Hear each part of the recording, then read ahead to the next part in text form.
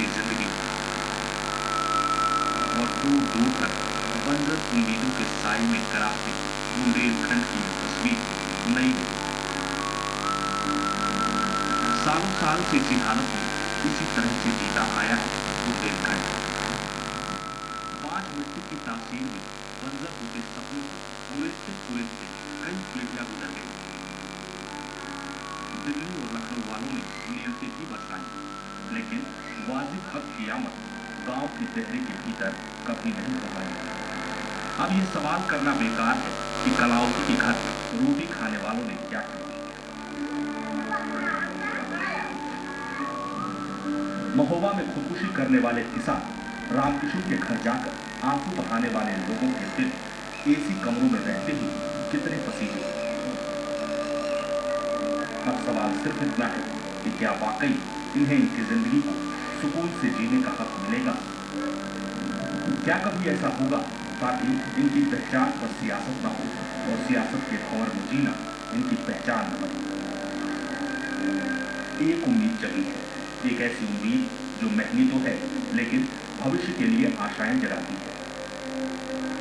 इसमें आशंकाएं भी हैं, डर भी है, उजड़ने का, बिछड़ने का, लेकिन फिर दूर कहीं एक सुनहरा सवेरा रहता है।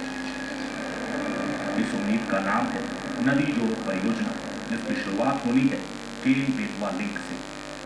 केन बेतवा लिंक प्रोजेक्ट अगर अमल में आया तो आखिर इस प्रोजेक्ट के बनने से कितने लोग प्रभावित होंगे और किस तरह की स्थितियां बनेंगी, इसको जांचने के लिए, इसकी सच्चाई का पता करने के लिए सबसे पहले जी मीडिया की टीम पहुंची है। अब तक यहां पर कोई भी मीडिया की टीम इस इलाके में नहीं पहुंची। ये इलाका है डौढन का इलाका। हम जिस जगह पर खड़े हैं आप देखिए, ये पूरी जो बैरिकेडिंग की गई है, ये पूरा एरिया डौढन डैम का इलाका है, जिसमें प्रोजेक्ट के तहत इसी जगह पर 73 मीटर ऊंचा डौढन डैम बनाया जाएगा, जिसमें 15 गेट होंगे और इसी के जरिए पूरा यहां से जो 231 किलोमीटर लंबी जो चैनल बना करके जो नहर बनाई जाएगी पक्की, उसके जरिए इसको बेतवा के साथ जोड़ा जाएगा। लेकिन जैसे ही ये यहाँ पर डैम बनेगा, उसके साथ ही इस डौढन गांव का वजूद मिट जाएगा, इस ऐतिहासिक डौढन गांव का।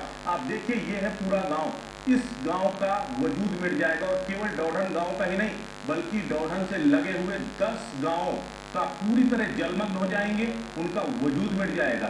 इतना ही नहीं, इसमें 15 से 20 हजार लोग निर्वासित भी होंगे। इसके साथ ही 8,500 हेक्टेयर से ज्यादा फॉरेस्ट लैंड और एग्रीकल्चर लैंड भी इससे प्रभावित होगी। यानी कि कुल मिलाकर के देखा जाए तो अगर केन बेतवा लिंक प्रोजेक्ट अमल में आता है तो हजारों लोगों को निर्वासित होना पड़ेगा, हजारों एकड़ जमीन को जलमग्न होना होगा और कई गांवों के वजूद मिट जाएंगे। आखिर क्या सोचते हैं इस डौढन गांव के लोग और इस पूरे प्रोजेक्ट को कितना स्वीकार करते हैं, खुद जानने के लिए हम चलते हैं डौढन गांव के लोगों के पास। केन बेतवा लिंक परियोजना यानी एक ऐसी परियोजना जिसे पूरा होने की सूरत में दावा यह है कि बुंदेलखंड की तस्वीर बदल जाएगी।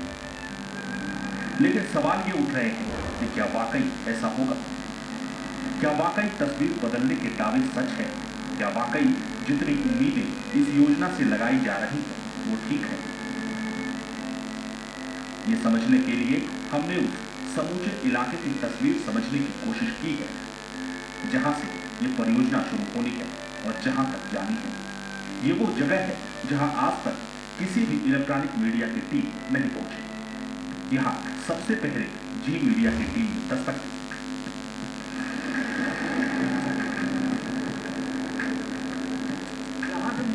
विंध्य के उबड़ खाबड़ पठारी रास्तों के बीच बसा है ये ढौड़न गांव। ये गांव बुंदेलखंड के उस सैकड़ों गांव से अलग नहीं है जिसे उनके हाल पर छोड़ दिया गया है। एक तरफ के नदी है तो दूसरी तरफ बसने की गुंजाइश तलाश कर बसा है ये गांव। आज से नहीं, लगभग 300 साल से इस गांव को आदिवासियों ने बसाया था। इस गांव के आसपास खरियानी, पलकोपा, सुखवाहा, घोरकुआ, बसथा, गगरी, गंगौ, शाहपुरा, मुनियारी, पहरिया गांव। बीहड़ों के निर्जन से लगने वाले पठारी हिस्सों में बसे इन गांव के लोगों के पास ना तो रोजगार का कोई साधन है, ना ही खेती योग्य जमीन। बाढ़ की सरकारी जमीन पर फसल उगाकर कटती है इनकी जिंदगी, लेकिन केन बेतवा लिंक से ये सहारा भी छिन जाएगा। सिर्फ यहाँ करीब दर्जन भर गांव दूर के क्षेत्र में आएंगे, यानी विस्थापन और मुआवजे की लड़ाई की एक और कहानी यहाँ सरकारी तंत्र का इंतजार कर रही है। दौड़न की ये चौपाल 300 सालों से लगातार लगती चली आ रही है और इसी जगह पर बड़े से बड़े पंचायतों के फैसले भी इन्हीं चौपालों से होते रहे। लेकिन अब जब ये डैम बन जाएगा तब शायद ये चौपाल इसका भी वजूद मिट जाएगा इस गांव के साथ। इधर अच्छी बताओ, यहाँ डैम बनता कितने गांव खत्म होंगे यहाँ पर? हमें तो साहब ब्याह से पहला की जानकारी में ब्याह लग रहा हूँ डैम के बने ब्याह आप साहब ये सोए कि मुआवजा मिले जब मतलब भाग बोलता है क्या पूरा मुआवजा लगे मग जाए। अब जमीन तो है नहीं, हमारे पास है 5 एकड़ है और 10 आदमी के पास जमीन नहीं, क्या करें बेचारे। क्या चाहते हैं कि क्या मिलना चाहिए सरकार? व्यवस्थापन और मुआवजा। मकान, घर और अगर नगद पैसा 50 लाख रुपए मिलता है तो यहाँ पर लोग जाने को तैयार। एक चीज बताइए, कितने बड़ा दर्द होगा इस गांव को छोड़ते समय? पीढ़ियों से चले आ रहे हो, पीढ़ी दर पीढ़ी। बहुत अधिक दर्द होगा सर। जो हमारे यहाँ जमीन है वो शायद 2, 4, 5 जिले में नहीं है, और वो जमीन है जो सब डूब वाली जमीन है, पट्टीबंद जमीन है नहीं है। यदि शासन हमें भगा रही तो कम से कम पर वोटर के हिसाब से 50 लाख रुपये यदि हमको मिलते हैं तभी हम लोगों का मतलब उसमें विकास हो सकता है, और ज़मीन के हिसाब से यदि हमें मुआवजा दे रहे हैं तो हम लोगों को कुछ नहीं होगा। पैसा चाहिए हमको साहब 50 लाख हर वोटर को चाहिए साहब। बिल्कुल, तो यहाँ पर ज़्यादातर लोग जो है भूमिहीन हैं और जो पूरा डैम क्षेत्र है इसी क्षेत्र में वन विभाग की ज़मीनों पर ही ज़्यादातर लोग अपनी खेती किसानी करते हैं, अपना परिवार चलाते हैं। कुछ बच्चे भी हैं। बेटा एक चीज़ ये बताओ, जब ये जो है गांव अगर डूब क्षेत्र में आ जाएगा, जाना चाहते हैं इस गाँव? जाना तो चाहते हैं, लेकिन तब हम पढ़ाई लिखाई करेंगे तो हमें अभी तो कुछ पैसा चाहिए। तो सरकार के पास मुआवजे के 2 मानक होते हैं, जमीन और मकान के आधार पे, लेकिन उस आधार पे तो कम से कम यहाँ के लोगों को मुआवजा कुछ भी नहीं मिलेगा। इसीलिए इनकी मांग है कि पर व्यक्ति के नाम पर वो मुआवजा दे, तब हम यहाँ से हटेंगे, क्योंकि पीढ़ियों से रह रहे हैं और हम यहाँ से आसानी से नहीं जाएंगे। धौड़न गांव मध्य प्रदेश के छतरपुर की गंगऊ बांध के ऊपर बसा है। भौगोलिक लिहाज से ये इलाका ऊंचे पर तो है, लेकिन 73 मीटर ऊंचा डैम जिस दिन केन नदी पर बनेगा उस दिन यहाँ भीषण मानवीय संकट खड़ा हो जाएगा। शायद भविष्य की आहट भाप कर ही वन विभाग ने यहाँ एक बोर्ड लगाया है। हमारी टीम ने धौड़न गांव की तस्वीर समझने के बाद केन बेतवा लिंक के अगले पड़ाव की ओर रुख किया, जो इस परियोजना का सबसे अहम हिस्सा है। ये इलाका है गंगऊ बांध का। यही वो जगह है जहां से नदी जोड़ने का काम शुरू होगा। यहीं से निकलेगी 231 किलोमीटर लंबी नहर, जो सीधे केन नदी का पानी बेतवा तक ले जाएगी। केन बेतवा गठजोड़ की शुरुआत मध्य प्रदेश के इसी गंगऊ बांध से होने जा रही है। ये गंगऊ बांध से 2.5 किलोमीटर ऊपर धौड़न में एक पूरा डैम बनाया जाएगा और उस डैम के जरिए 231 किलोमीटर लंबे चैनल के जरिए इसको बेतवा के साथ जोड़ा जाएगा। इस केन बेतवा प्रोजेक्ट में केन के पानी को बेतवा में ले जाने की योजना है। लेकिन सबसे बड़ा सवाल यह है कि इस केन नदी पर भी साल में महज 3 महीने पानी रहता है। ऐसे में सवाल यह है कि 10,000 करोड़ से ज्यादा की ये योजना आखिर कितनी प्रासंगिक होगी? क्या बुंदेलखंड के सालों साल पड़ने वाले सूखे को और अकाल की विभीषिका को ये केन बेतवा प्रोजेक्ट पूरा कर पाएगा? इसमें कई सवाल हैं, क्योंकि अगर बात करें स्थानीय लोगों की तो स्थानीय लोग इस पूरी योजना का मुखर विरोध कर रहे हैं, क्योंकि उनका कहना है कि ये योजना इतनी महंगी योजना है कि ये पूरी तरीके से फलीभूत नहीं हो सकती, क्योंकि केन में अगर पूरे साल पानी रहता तब जाकर के योजना फलीभूत हो सकती थी। दरअसल सरकारी तंत्र का दावा है कि ये योजना बुंदेलखंड के लिए वरदान साबित होगी, लेकिन ये मानने वालों की कमी नहीं है कि इस योजना से फायदा हो न हो, बुंदेलखंड के लिए नई मुसीबत जरूर खड़ी हो जाएगी। ये प्रकृति के प्रतिकूल है सर्वथा, और इससे जितने प्रकार के हित की बात कही जा रही है, जितने प्रकार के किसानों के हितों की बात की जा रही है, वो इससे हित संभव ही नहीं है। मैं इस बात को कहना चाहता हूँ कि ये परियोजना नहीं बननी चाहिए, ये परियोजना आगे नहीं बढ़नी चाहिए, ये पूरे देश के प्रतिनिधियों को सोचना चाहिए। योजना के विरोध में कुछ सामाजिक कार्यकर्ता कई तर्क देते हैं, कुछ यहाँ भी है, गौर करिए। बेतवा की क्षमता केन नदी से दोगुनी है। केन नदी में सिर्फ 3 महीने पानी रहता है, फिर इसे बेतवा में मिलाना कितना जायज है। केन नदी बांदा की जीवन धारा है। अगर केन की धारा को धोड़न के बाद बड़े बांध में रोका गया तो कई बांध सूख जाएंगे और इससे जुड़ी 100 किलोमीटर की नहरों में पानी नहीं आएगा। बुंदेलखंड की सारी नदियां उत्तरमुखी हैं, लेकिन जो 231 किलोमीटर लंबी नहर बन रही है वो पूरब से पश्चिम बनेगी। ऐसे में नदियों के प्राकृतिक स्वरूप का क्या होगा। प्रोजेक्ट से पन्ना टाइगर रिजर्व का एक बड़ा हिस्सा दूध क्षेत्र में आएगा। यहाँ के क्रोकोडाइल पार्क से मगरमच्छों को भी हटाना होगा। प्रोजेक्ट में 6 बांध बनाए जाने हैं, जिसके डाउन स्ट्रीम में नदी के पर्यावरणीय प्रवाह को बनाए रखने की कोई नीति नहीं। प्रोजेक्ट में करीब 42 गांव और 65,000 से ज्यादा लोग प्रभावित होंगे। 10,000 हेक्टेयर वन क्षेत्र और इतनी ही उपजाऊ भूमि डूब जाएगी। अगर प्रस्तावित कैनाल से बाढ़ के वक्त ज्यादा पानी बेतवा में आए तो जालौन और हमीरपुर में तबाही मच जाएगी। कुछ विद्वानों का मानना है कि ऐसे दौर में जब अमेरिका तक बांधों को हटा रहा है, चीन में नदी जोड़ो परियोजना फ्लॉप हो चुकी है, तो भारत में ऐसा क्यों हो रहा है। जापान में जो एक्सपेरिमेंट हुए हैं, जो पानी की क्रिस्टलोग्राफी की गई है, अलग अलग पानी के अलग अलग क्रिस्टल्स दिख रहे हैं, मतलब बिल्कुल उनका नेचर ही अलग है। तो अगर अलग जगह एक कुएं के दूसरे कुएं के पानी से नहीं मिलता है नेचर, तो हम एक नदी के पानी को दूसरी नदी में ले जा करके ये अप्राकृतिक काम क्यों कर रहे हैं। कहा यह भी जा रहा है कि केन और बेतवा दोनों नदियों का चरित्र एक सा है। दोनों में एक साथ बाढ़ आती है, एक साथ सूखा, फिर कैसे नदी का पानी भेजा जाएगा। और केन बेतवा लिंक तो बिल्कुल ही अव्यवहारिक है, क्योंकि केन और बेतवा एक ही वर्षा क्षेत्र, एक ही स्थान, करीब करीब एक ही तरह की जगह से निकली हुई है। एक साथ उसमें बाढ़ आती है, एक साथ सूखा पड़ता है। तो एक तरफ बाढ़, एक तरफ सूखा की बात कर रहे हैं। इस लिंक से न तो बाढ़ से संयमित होगी और न ही इतनी बड़ी बिजली बनाई जा रही जिसके लिए इतना बड़ा प्रोजेक्ट बनाया है। केन बेतवा नदी लिंक परियोजना सिर्फ एक योजना पर नहीं है, बल्कि सपनों की एक ऐसी तस्वीर है जिसमें विकसित बुंदेलखंड की तस्वीर दिखाई जा रही है। लेकिन आशंकाओं के बादल भी घने हैं। तो सवाल ही कि फिर इस परियोजना का मतलब क्या है। क्या वाकई आशंकाओं में दम है या फिर ये सिर्फ पूरी आंकड़ेबाजी है। वक्त है ब्रेक का, लेकिन ब्रेक के बाद दिखाएगी कि आखिर केन बेतवा लिंक वास्तव में कितना व्यवहारिक है और आखिर कैसे हुई है इस सपने की शुरुआत।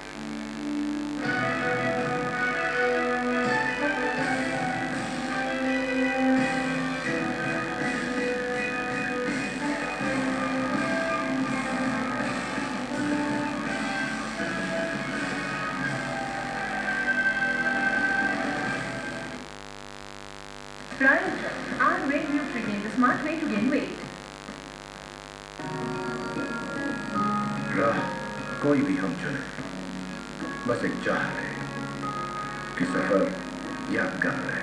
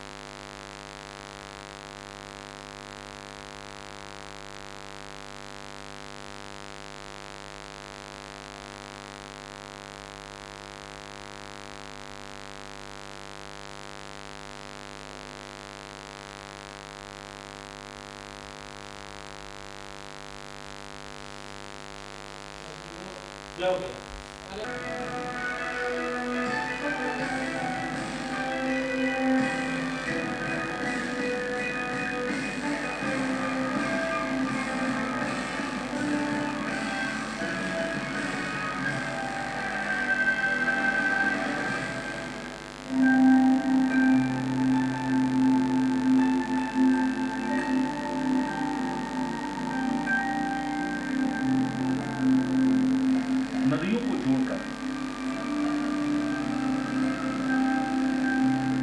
धारा को मोड़कर, प्रकृति को चुनौती देकर एक बड़ा सपना देखा गया।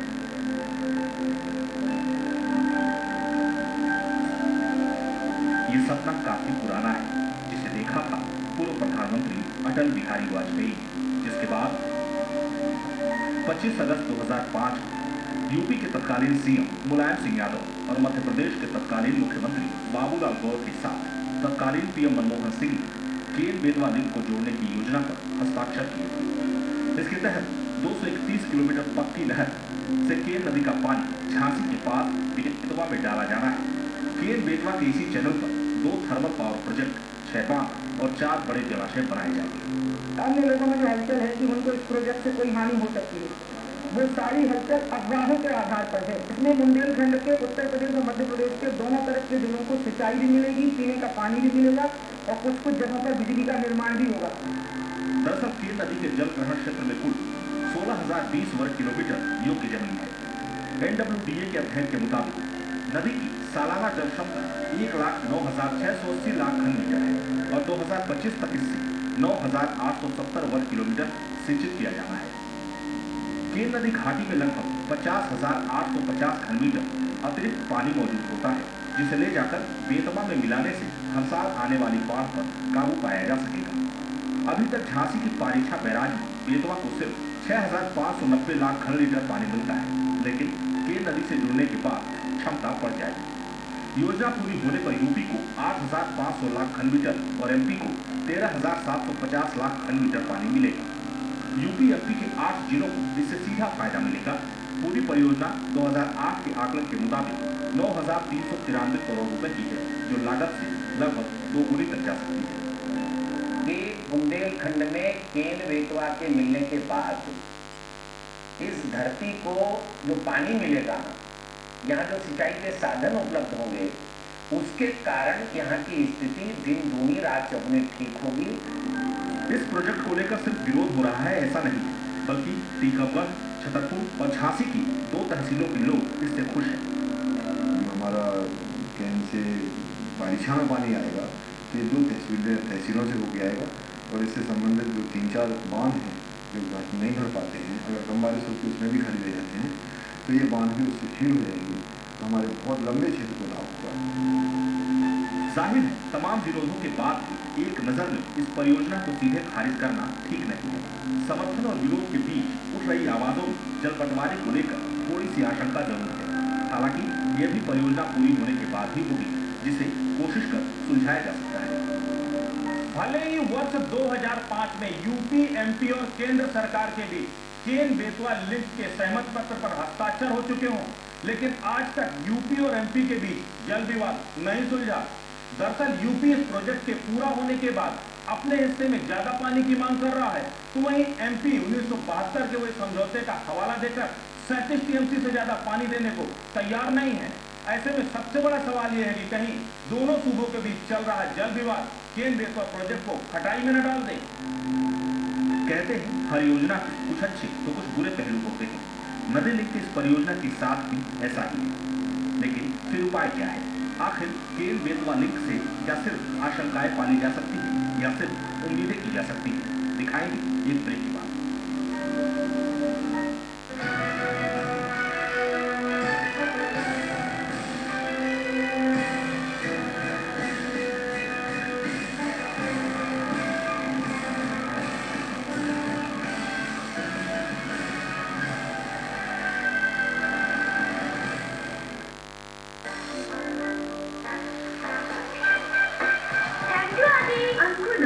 वो आयोडीन जो दिमाग को बनाता है सबसे तेज। अंकुर नमक।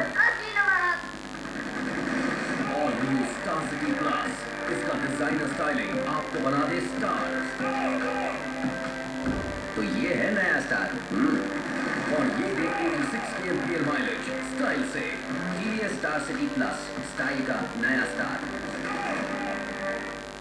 क्या आप किडनी की बीमारी से पीड़ित हैं? क्या आपने ये सुना है कि इसका इलाज डायलिसिस और ट्रांसप्लांट ही है? लेकिन ये सच नहीं। Now take control of your kidney health and say goodbye to dialysis. और जानकारी के लिए कॉल करें 9653537575। Not just a college, but a university. Not just teachers, but mentors.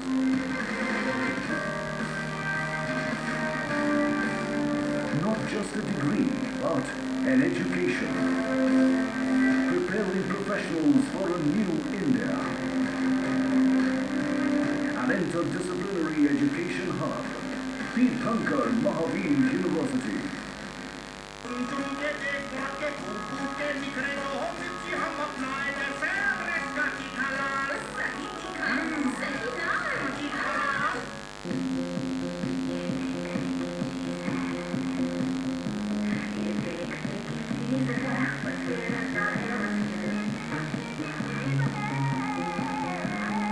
Megapixel camera, HD display, auto processor, and a seriously stylish acquired by HD visual stock. Intex.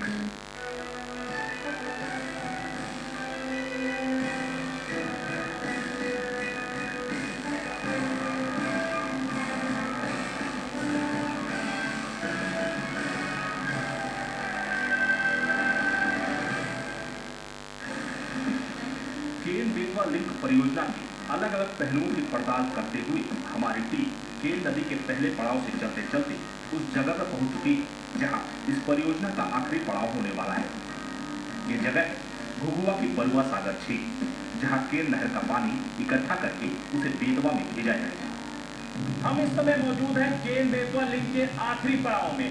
ये है झांसी का बरुआ सागर lake और इसी लेक में आकर के केन बेतवा जो 231 किलोमीटर लंबी नहर है, इसी लेक में आकर के उस नहर को मिलाया जाना है और यहीं से वो बेतवा में इसका पूरा पानी जो लेक का आएगा और इसके साथ ही जो पूरी केन बेतवा नहर है उसका पानी भी यहीं आकर के इस लेक में मिलेगा और इसके बाद बेतवा नदी में इसके पानी को भेजा जाएगा। इसका जो पूरी केन बेतवा लिंक का जो सबसे बड़ा फायदा माना जा रहा है वो है कि न सिर्फ इस पूरे क्षेत्र में सिंचाई की सुविधाओं में विस्तार होगा, बल्कि जब इस पूरे बरुआ सागर लेक का जल स्तर बढ़ेगा तो इसके साथ ही बेतवा में भी पानी का जल स्तर बढ़ेगा और बेतवा में जो परीक्षा बांध है जहां से थर्मल पावर पूरा स्टेशन है जहां से बिजली उत्पादन होता है, अगर बेतवा में पानी बढ़ेगा तो थर्मल पावर की भी जो कैपेसिटी है उसमें भी विस्तार किया जा सकेगा।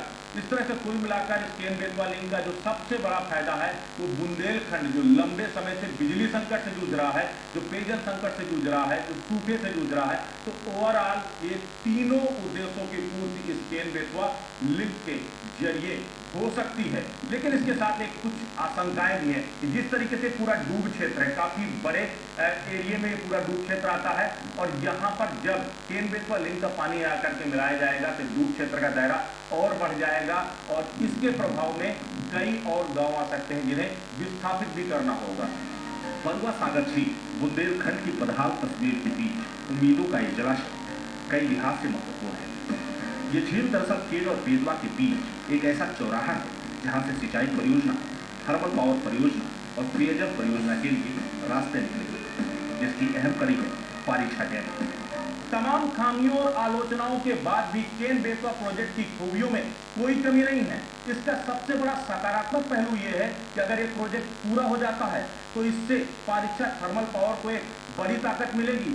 इसके साथ ही इस कैनाल में 2 नए पावर प्रोजेक्ट भी शुरू किए जाएंगे जिनसे 72 मेगावाट बिजली पैदा की जाएगी। इतना ही नहीं, इस कैनाल से इन 2 राज्यों के 8 जनपदों की लाखों एकड़ बंजर जमीन को भी सिंचित किया जाएगा। दरअसल पारीक्षा थर्मल प्लांट से 1200 मेगावाट बिजली पैदा होती है, जिसमें कई बार बेतवा में पानी का प्रवाह कम होने से बिजली उत्पादन में कमी आती है। लेकिन इस योजना के लागू होने से न केवल पारीक्षा थर्मल प्लांट की क्षमता बढ़ेगी, बल्कि केन नहर पर बनने वाले 2 अतिरिक्त प्लांट बुंदेलखंड में बिजली की समस्या को दूर कर देंगे। यदि 90 मेगावाट या इससे और ज़्यादा मेगावाट के प्लांट लगाया जाता है बिजली का, तो बिजली से हमारा क्षेत्र स्वावलंबी हो जाएगा, सिंचाई से भी स्वावलंबी हो जाएगा। लाभ तो है, लेकिन लाभ के साथ साथ कुछ ये हानि भी लगती है। जहाँ जहाँ हम इसे रोकेंगे पानी को, तो कम से कम 12-15 गांव उसमें डूब से प्रभावित हो सकते हैं। बुंदेलखंड के लिए सुनहरे भविष्य के सपने दिखाने वाली इस योजना को लेकर कई पक्ष सामने आ रहे हैं। उजला पक्ष देखने पर अगर हरे भरे बुंदेलखंड की तस्वीर दिखती है, बिजली संकट से दूर बुंदेलखंड दिखता है, पेयजल से लबालब बुंदेलखंड दिखता है, तो स्याह पक्ष कम नहीं। कम क्षमता वाली नदी केन का पानी ज्यादा क्षमता वाली नदी बेतवा में मिलाने से बेतवा तो लबालब हो जाए। लेकिन उन इलाकों का क्या होगा जो केन नदी के पानी पर निर्भर है, जो सिर्फ 3 महीने केन नदी में रहने वाले पानी के जरिए जिंदगी काटते हैं। क्योंकि केन नदी से निकली नहरें उनके लिए लाइफलाइन बन जाती है। सवाल यही है कि क्या इसके लिए कुछ ऐसा किया जाएगा ताकि केन से सिंचित क्षेत्रों में पानी की कमी न पड़े। क्या ऐसे दिनों में जब केन का पानी सूख जाता है, बेतवा का पानी केन की तरफ लाने का कोई उपाय है? फिलहाल परियोजना में ऐसे किसी उपाय की चर्चा नहीं की गई। यानी मानवीय संकट सबसे ज्यादा केन सिंचित इलाके को झेलना होगा और आखिरकार मुसीबत भी उन्हीं का दरवाजा खटखटाएगी। सवाल कि फिर इस परियोजना से वास्तव में फायदा होगा किसे? ये कुछ ऐसे सवाल हैं जिनका जवाब तलाशे बिना केन बेतवा लिंक परियोजना से बुंदेलखंड की तस्वीर बदलने का सपना थोड़ा धुंधला लगता है। झांसी से अब्दुल सत्तार के साथ बचे श्रीवास्तव, जी।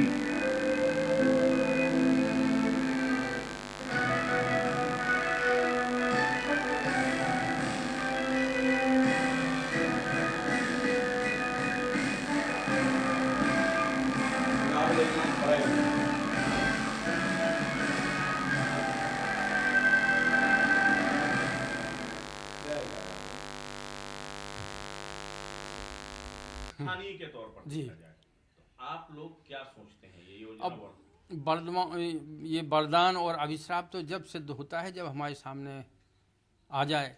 अब अभी अपन अनुमानित ही सारी बात कह रहे हैं। जहाँ तक हमारी जो मान्यता है इसके सिलसिले में और हमने अनुभव किया है, क्योंकि केन के किनारे से लेके बेतवा तक बराबर जितने सर्वे हुए हम बराबर उनमें साथ में रहे हैं। तो जब वो वहाँ से लिंक करके लाते हैं तो लाभ होने की संभावना तो ये प्रतीत होती है कि जो उसके बीच में पड़ने वाले तालाब हैं उन तालाबों में भराव होगा, या उससे जुड़े हुए जो क्रॉस करती हुई जो छोटे छोटे नदी नाले हैं उनमें भी पानी ठहर सकता है, जिससे कि आसपास के जो गांव हैं या खेती की जो ज़मीन है उसको भी लाभ उसको होगा, सिंचाई भी होगी। बड़े तालाबों में सिंगाड़ा है, मछली पालन का भी काम हो सकता है। यदि 90 मेगावाट या इससे और ज़्यादा मेगावाट के ये प्लांट लगाया जाता है बिजली का, तो बिजली से हमारा क्षेत्र स्वावलंबी हो जाएगा, सिंचाई से भी स्वावलंबी हो जाएगा। लाभ तो है, लेकिन लाभ के साथ साथ कुछ ये हानि भी लगती है। जहाँ जहाँ हम इसे रोकेंगे पानी को, तो कम से कम 12-15 गांव उसमें डूब से प्रभावित हो सकते हैं। वहाँ केन से लेकर के जब बेतवा तक हम आते हैं तो 12-15 गांव डूब से प्रभावित हो सकते हैं। उन डूब से प्रभावित लोगों को हम कहाँ मार्केट करेंगे, कहाँ विस्थापित करेंगे, उन्हें ज़मीन कहाँ देंगे? मुआवजा दे करके तो हम पैसा दे के उन्हें अपनी हाथ झाड़ लेते हैं, लेकिन फिर वो मारे फिरते हैं। उनकी क्या व्यवस्था की जाएगी, इस पर एक गंभीरतापूर्वक विचार किया जाए। दूसरे, ये बरुआ सागर तालाब में उसे डालने की बात है, जिसका हमने प्रारंभ में विरोध किया था। आज भी हमें लगता है कि अगर उसमें डाला जाएगा तो निश्चित ही उसके किनारे बसने वाले 8-10 गांव प्रभावित होंगे। हमने उनको बताया था कि इसको यदि सीधा ये बेतवा में मिलाया जाए, ये जो ये पारीछा बांध के नज़दीक में, तो उससे क्या था कि ये गांव बच जाते और नए सिरे से वो सीधे आप उसे अगर ड्रेन करके लाते हैं बंद करके, तो उसका रिसाव भी नहीं होगा, गांव का बचाव भी हो जाएगा। तो लाभ भी है और हानि भी है। और लाभ हानि तो हम जब देखते हैं जब हमारे सामने कोई चीज़ आती है। ये बात सही है कि लाभ की दृष्टि से किया जा रहा, हानि कुछ तो होगी ही और वो बर्दाश्त करना पड़ेगी। तो हम इसके पक्ष में भी हैं, और अगर हानि जहाँ होती है हम जनता के पक्ष विरोध में काम होता है तो उसका हम विरोध करेंगे। जी,